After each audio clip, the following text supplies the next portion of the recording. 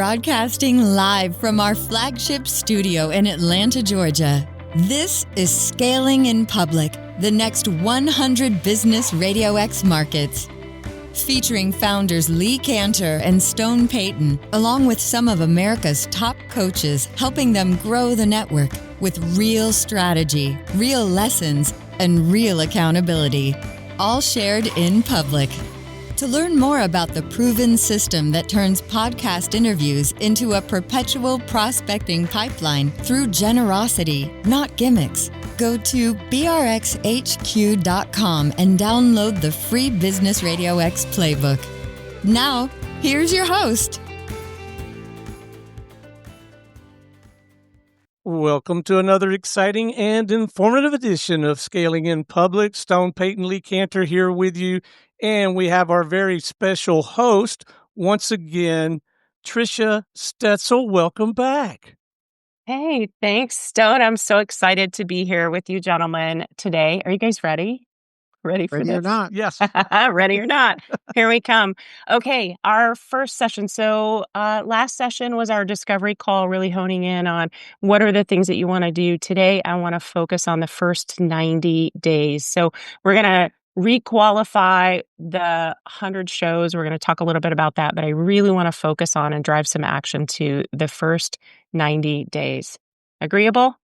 Agreeable. All right, fantastic. So as always, I'm going to check in on your actions or commitments from the last time we met. Lee, you committed to be more coachable and trying new approaches. How has that shown up for you just over since our last session? Well, it's shown up several times, obviously, in our conversations about video recording. So I feel like I'm giving you my opinion about it and am open to exploring video recording. So I think that's an example of being coachable.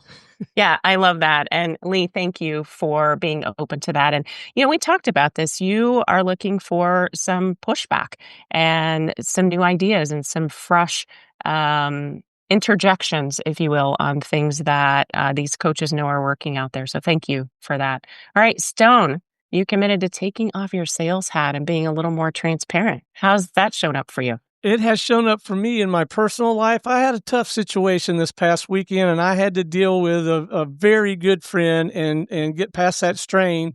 And I really do have the ability to have driven that conversation in a different direction and code it over pretty good and keep moving. I didn't do that. I opened a kimono. I was completely transparent, took my sales hat off, if you will, and I'm really glad I did. So it's kind of like a practice round to bring back into the business arena. Okay, I love that. I love that you guys are really thinking about these things in between our sessions. So let's just dive in. As we step into first quarter, we're only a couple of weeks in, right?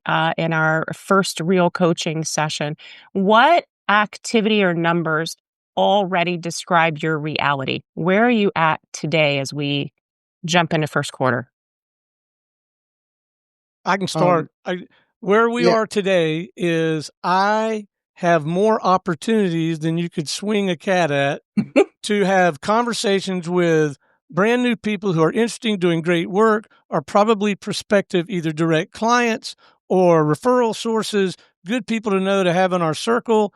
And they're, and some of them are, in my mind, are probably quality candidates to become some version of that tiered system we talked about last time, and maybe ultimately someone who is running a market and following our methodology and using it to grow their business and using it to grow the Business Radio X business.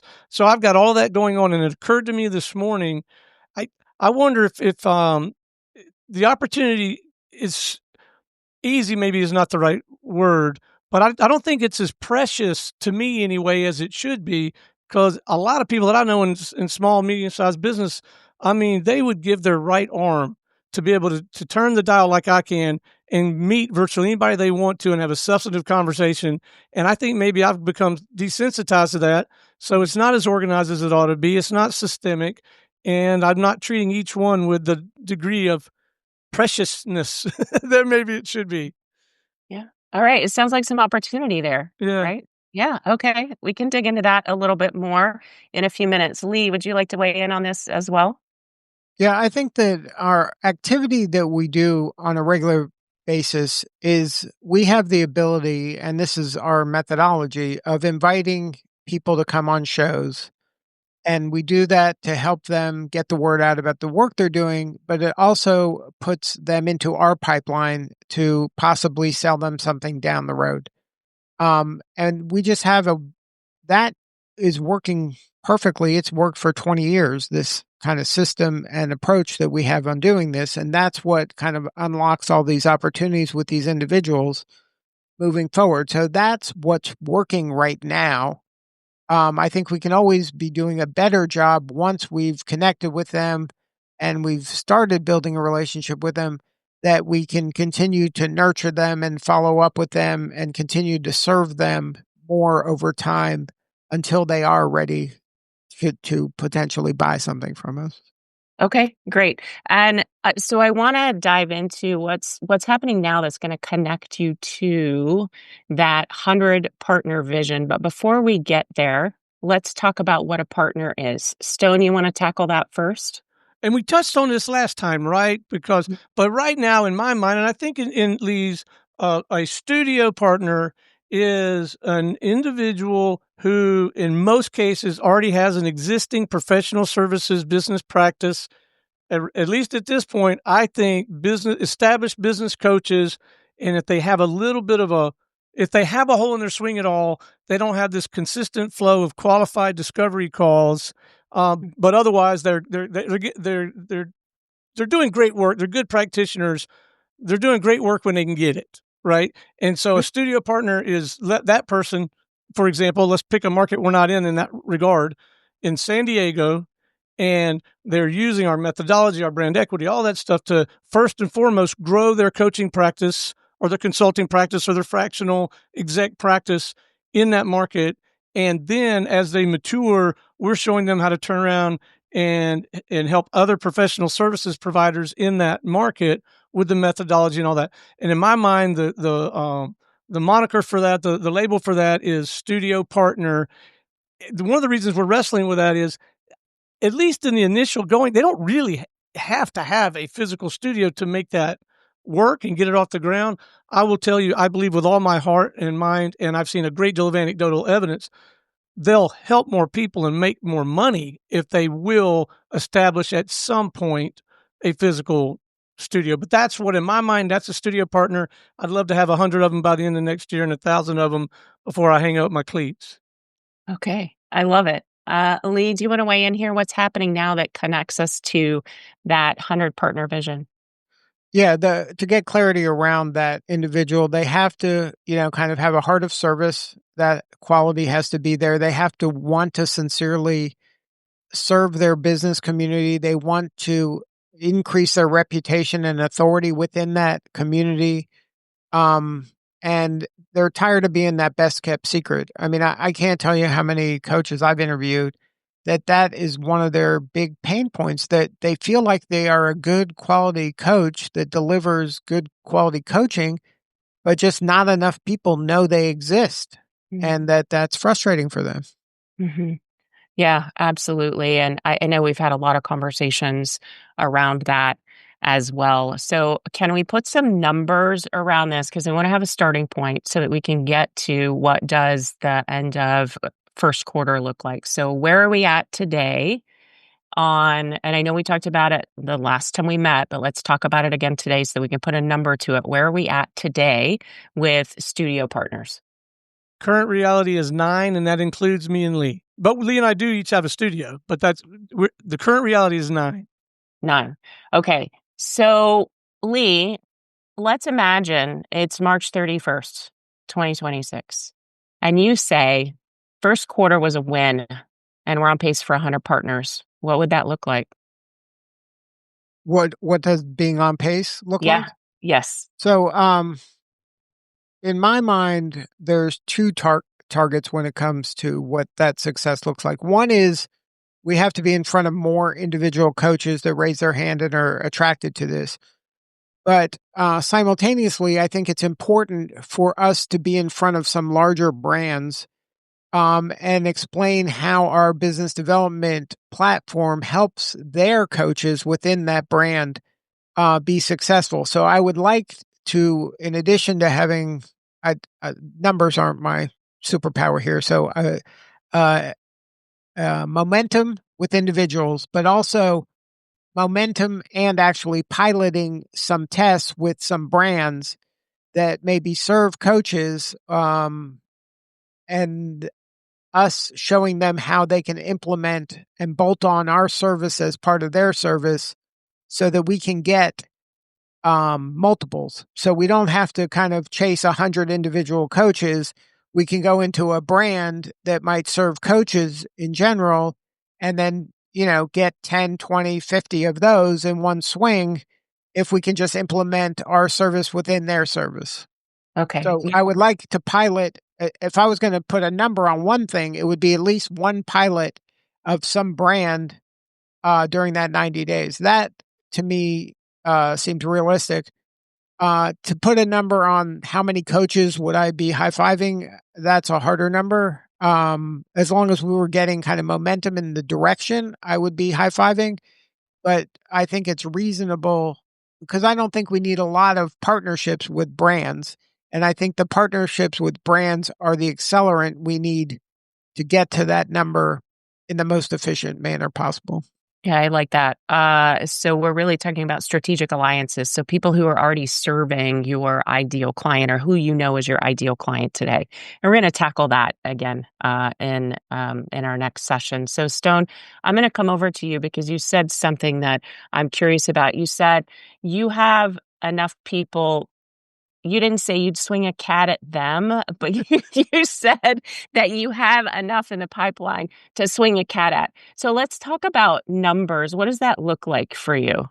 Well, I'm glad you asked because I wanted to pipe back in on this because I was looking at our ratios at the studio level. Like when we bring in that San Diego lady, and we work with her. If she'll follow our methodology and do it our way for a while, and then kind of get creative, she'll experience 10, 3, 1, 14-21. She'll for every 10 people that she has in the studio, 3 of them will want to have a conversation about having a custom show. 1 of them will buy, and it'll be a 14 to 21 day selling cycle. So I was taking that, but I would like to think that we can do that at this level too. And I know I can turn the valve and talk to 50, not just talk to, have like a substantive conversation with 50 people in that quarter. And if that's all true, then I feel like I think a reasonable number, even at that level where you're going direct one, down that ratio scale, that we could have 5 new studio partners by the end of the quarter. And then I really think that's true if we even get one solid brand, like if coaches are, if we'll get some better coaching maybe on our ideal client profile, but if coaches really are the thing, how cool would it be if Focal Point said, all right, we're going to take a swing at this with 5 coaches, or, you know what I mean? So that could happen like that. So for me, I've got a number in my head at the moment, and that's 5. And I know that's not 25% of 100, but you got the traction. You get. I would feel pretty darn good about that. Right. And then you know what you're looking for and you know how to bring them in, you know what's attractive to them, and you already have the systems in place. Are there tweaks that you need to make depending on whether they're an in-studio or remote studio or mobile studio, right? And that would have to be looked at as well. Okay. I love the idea of 5. I also love the idea of building at least one partner relationship that's really tight. So Lee mentioned that one strong partnership that you could pilot is something that he would like to go after. So Stone, as his partner, do you have a line on those types of relationships, or is that something you need to go figure out? I definitely need to go figure it out. I've got a little bit of intuition, instinct, but no, Okay. I don't have a direct line saying, okay, this is the path. Here's who we want to go build that strategic relationship with to get us to that 5. I don't have that well defined. Okay. And that's where, if there's a coach out there that has skills in building partnerships, hey, bring them on this call and let's let them coach us up, because I think it is important for us to pursue that channel, and we obviously need help. So, Okay, awesome. There we are, being vulnerable and open to open to coaching. I love it. Okay, so can we play around with that for just a few minutes, gentlemen? The building a healthy partner pipeline, because Stone, what I heard you say is that your system already works to bring you the people that you want to have on a show that you could have conversations with, and you have your sales process built in. And you talked about the 10-3-1, 14 to 21. You already know that works. So, where do you start with building this healthy partner pipeline?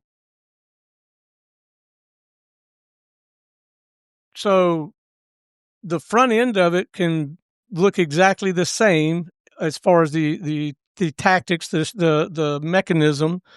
I think we can get more targeted about that's the people for we're going to use this media platform or these 2 or 3 media platforms to draw those people into our circle once we figure out who those people are. And we can stay more brutally focused on that. We have a great sales opportunity that I got to write that note on I was telling you about earlier. Mm-hmm. I'm going to be real surprised if they don't sign off on the direct client thing, the thing we've been doing for 20 years. It would really be better in the long run for what we're trying to do. If sure, we'll do that. We'll help you. Like it's almost like, yeah, and we'll do this thing too. What would really be great is if they teamed up with us in this partner regard. It's probably better for them, and I know it would be better for us. And so, I mean, it came up a little bit yesterday, and Lee kind of leaned in that direction, and it would have been my without that, I would have just hammered on, let's get this deal, which, that's not what we want. Not what I want to do anymore. Just go get the next deal. I want to, yeah. I don't know if I answered the question. No, you did. No, I think this is really good. So, Stone, what's the next step with this particular person that you would rather be a partner than just a client? What can you do in the next few weeks to adjust the next conversation? Well, first make the decision. Is it prudent to try to pull that off with this one? Because I think he'll buy the other thing, and it's good money, and I know we can pull it off. And so that is, or make the decision. Okay, we're going to do what we do and hope we can do the partner thing with that guy. But on the next one, we're going to do the partner thing, hell or high water. That's an idea, maybe, and just make the decision to do it. Make the decision that that's the target. Okay. And decide what the priority is, right? What's Right. important. And Yep. decide what the criteria are for deciding that that's the target. Okay. Because we can both make a very comfortable living just doing what we try to get other people to do. Of course. But Yeah. well, this is a different thing. So It I'm is. literally Absolutely. taking my sales hat off now and getting more strategic. Stone's completely open to this whole coaching process at this point. And I appreciate that. I really do. Because sometimes it can be a little uncomfortable because you know what you know and you're really good at what you know. Now you got to figure out how to get those partners in the door, right? If that's what you want to focus on. So, Lee, I want to come back over to you. Do you have other ideas or thoughts, comments on what Stone and I have been talking about, or even other things that we might want to focus on or bring priority to in the first 90 days? well, I do have thoughts, and it's probably contrary to both of what you were discussing. I think for this one deal, I think we should close the deal with the thing that they want to buy. And then after we start working together and, prove us to them to us, then we pursue this second tact of more of a systemic solution. Um, and then the challenge, and then I'll push back a little also on what works in a studio and the number formula that works in the studio. I think it works in a studio because there's a human to human in person visceral feeling that happens in a studio that isn't happening virtually. Mm-hmm. And we have not cracked the code on how to create that visceral aha moment. Oh, I get how this works and how this can work for me. That happens when you're in person, uh, remotely and virtually. So I don't know if that formula, just because it works in person, equally works as well virtually. So Okay. that's part of why I'm we're exploring this avenue of marketing experimentation. This is us sharing what we're trying to do to grow, but it's also a marketing tactic for us to grow. So, I mean, I don't want to mislead anybody here, but we're trying to grow our network. So we're getting an opportunity to share why someone should join us on this mission. Mhm. And we get to talk to a lot of the people that either are prospects for us or know potential prospects for us. So marketing our brand and expanding our network is the objective. This is a marketing tool that we're using this exercise for.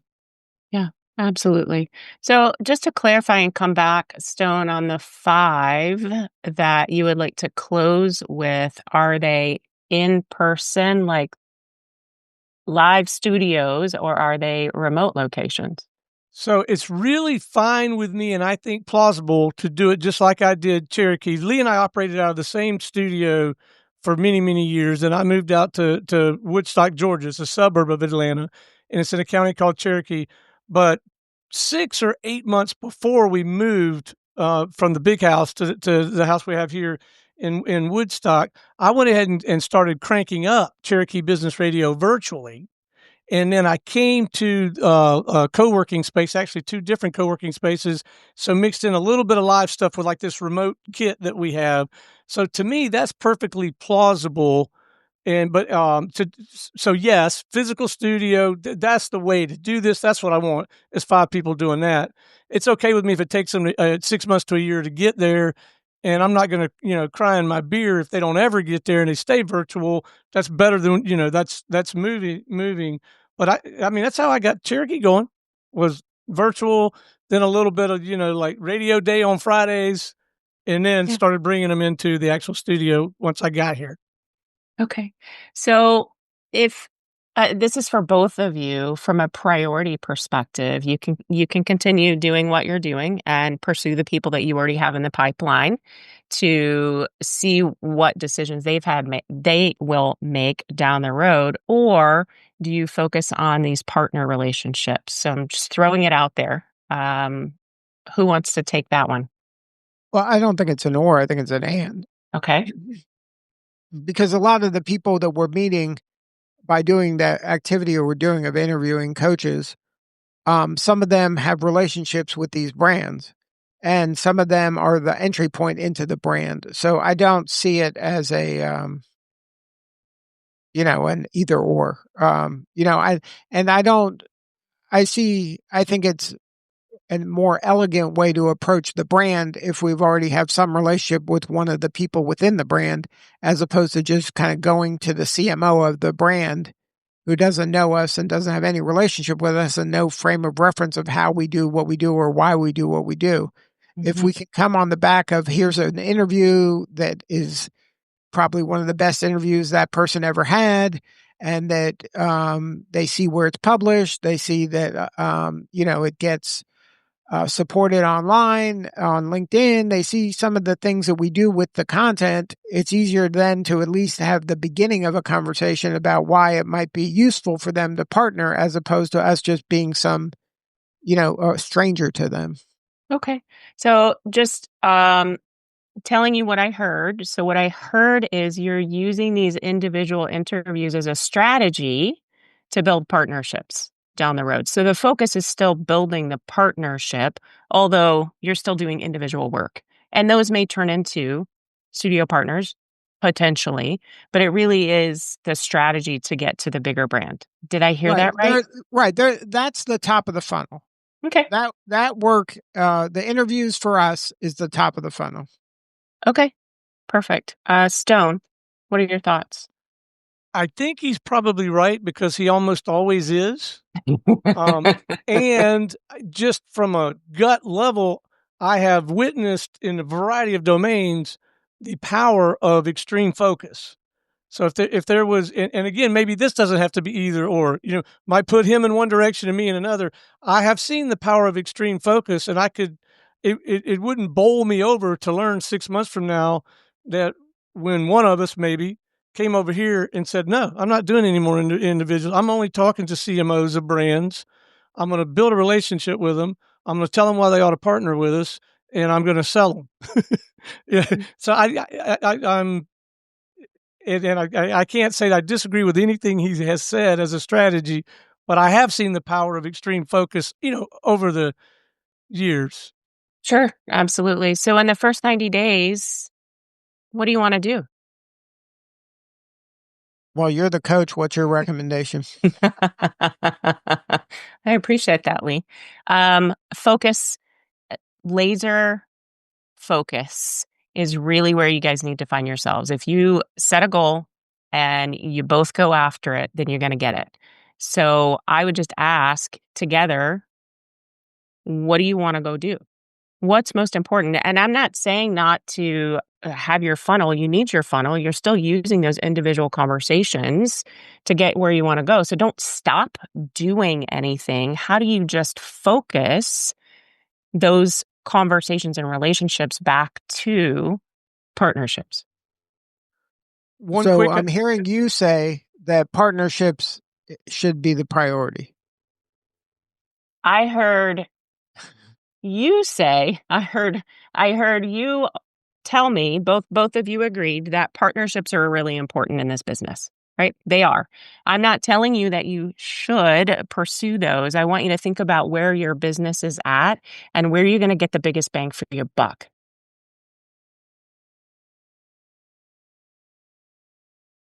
So one idea that occurs to me, if we choose to do this laser focus thing, but we agree that it's a pretty solid strategy to build a relationship with an individual practitioner inside a system, inside an established system, like a coaching franchise or an executive, fractional executive franchise or something, is maybe exercise a discipline of all or most of those individuals that we avail, that we make our thing available to, and that we pursue.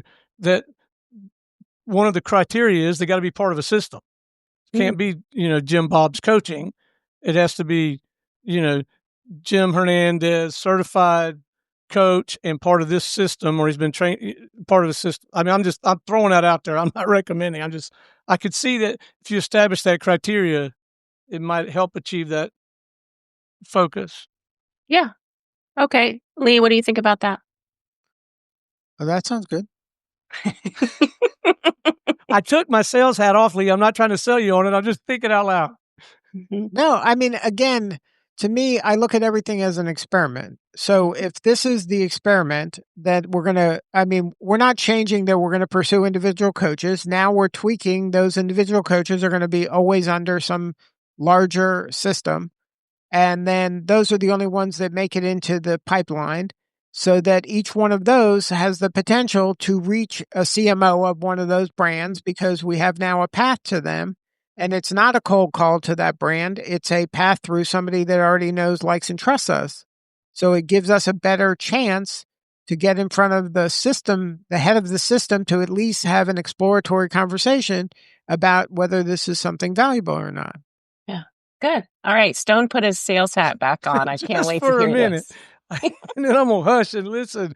But what if part of the strategy was we identify the strategic partner for, we get better and better at that, and then we say to ourselves, okay, we're going to interview 5 practitioners within that system, and then with that foundation of 5, which we can get, I guarantee you I can make that happen. This thing works.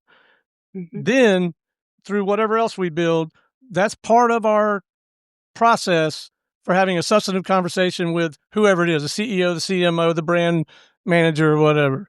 And so we're going to go hit these 22 systems, and the way we're going to get to them is, first we're going to interview 5 of their people, and then we're going to interview or reach out to the actual target. Okay. Yeah, no, that sounds like a great start. So here's what I want you guys to think about is you don't need to stop doing anything, but you do need to think strategically about the conversations that you're having. You probably already have people in the pipeline. You've got people lined up that you're going to have conversations with. You never know where those might lead. Listen, we're going to go build the ideal client profile and marketing and all of that stuff to go talk to the people that you really want to work with, but other people are going to come in and say, "Hey, can you work with me?" Right? So we don't want to discount that. I just want you to refocus and think about it strategically. Is this conversation that I have scheduled or that I have today going to get me where I want to go? And if building those partnerships is important to you, then that's the question you have to ask. Is this conversation going to lead me to where I want to go? Thoughts? No, I think you're right on the money. And I think it requires us to Stone. We were talking about the word precious earlier, but we have to be more precious on who gets through the pipeline into the interview funnel. And we have to decide, okay, this person seems like a good coach. They might be fantastic, but they don't meet the criteria of being part of a larger brand. So then they have to, they can come on in 6 months, but they can't come in the first quarter. The first quarter is precious because the only people we want to be interviewing in the first quarter are people that have some attachment to a larger brand. And we could even, yes, agreed. And we could even have a relief valve and say, hey, let's get them on a show. I got 258 to choose from. Right? Let's get it. If we really, we'd still be, but not, let's don't invest my time and yours on it, maybe. Yeah. Right. Yeah. Okay. So what I've heard you say is that most important in first quarter is building relationships with partner brands. And the focus, or one of the ideas, is to create a way to filter out those that you want to talk to first, because strategically they could lead you to that partner brand that you're looking to have a conversation with. Is that right? Yes, there's the lead to and it's the for lead to, for me though, at the moment anyway, is I'm going to go to the CMO or whoever we identify. I'm not going to rely on those people to tee me up necessarily, but I like having that foundation that as I'm having that conversation, 5 of that lady, the CMO who's running things, 5 of her practitioners that she thinks are really strong and that we have that track record. So I'm not coming to her just with a, yeah. Oh, nice idea. So what I heard you say is you would go to the brand, the home office brand, and say, I want to interview 5 of your top people. Who are they? So that too, maybe we should talk about that. So I hadn't thought about just going there and then going that way, which maybe I was just thinking what a luxury or how strong it would be from a positioning standpoint if I am talking to that person to say, here's what we've learned so far because we've interviewed 5 of your people and they did a great, and this person. So I was thinking that way, but what I'm hearing, I like her way better. All we have to do is interview one of their people and then go right to the CMO and say, hey, I just interviewed one of your people. She was great. Do you have 3 others we should interview? And then now that person, the CMO, is going to be like, yeah, that'd be great. That's a total win for them. Yeah, and that's more streamlined and direct, isn't it? Okay, so being mindful of time, it's time to wrap this show up, or this coaching session. Do you feel like we made progress today? Yeah, 100%. Yeah, I do. Okay, fantastic. So what's one action that you can take between this session and our next session that will get you closer to what we were talking about today? Well, one thing is we're going to go back through all of our previous guests and then kind of make a mark on who we've already interviewed that is part of a larger brand. Okay. And then from there, we can then decide how to approach the brand with that strategy of, hey, we'd love to interview, a few more of your people because this person did such a great job.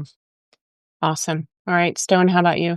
I think that's a marvelous idea. And I think in order to do it going forward, I think we invest some energy, and it might be we put some, a staffer on it.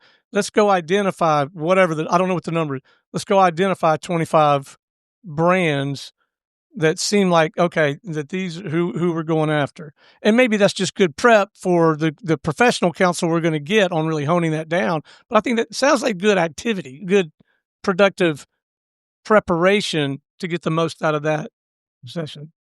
Yeah, absolutely. And, guess what? Next session is about identifying who your ideal client profile is, right? And what is that? So how do we get in front of those people? So very timely. Gentlemen, this has been a fantastic session. I appreciate your openness. I appreciate your allowing me to ask you so many darn questions today and not give you all the answers because that's what I'm supposed to do as a coach. But I think that we pulled some really good things out in our session today, Eugene. Yep. Fantastic. Well, thank you Thank you so again. much. This is marvelous. Okay. All right, you guys. Today, we turned your 1-year vision into a focused, at least get started. What are the next steps for your 90-day plan? And you've defined your starting point. You created that objective that we talked about today, and each of you has a clear action to complete before we meet again. So until then, I hope you guys have a great week. Thanks, Tricia. Thanks for listening to Scaling in Public, the next Business Radio X 100 markets. Are you ready to enjoy a steady stream of discovery calls and finally stop being a best-kept secret? It's time to step out of the shadows and watch your coaching business grow. Let's fill your calendar. 10 discovery calls in a month, guaranteed. Go to brxhq.com to download the free Business Radio X playbook.